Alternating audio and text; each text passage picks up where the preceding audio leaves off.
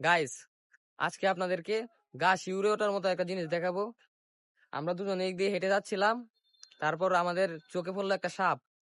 সাপটা মনে হয় অনেক ভয়ঙ্কর বা বিষাদর। সাপটাকে আমরা দেখে ভিডিও করলাম।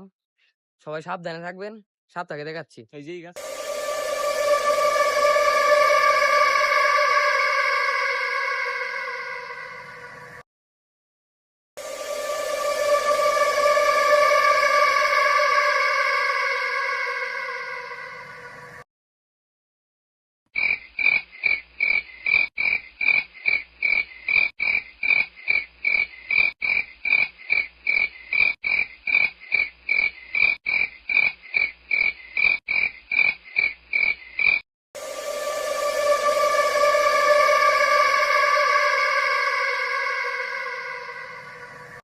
তো বর্ষাকাল, সবাই সাপ থেকে বেঁচে থাকবেন, দেখে শুনে চলাফেরা করবেন।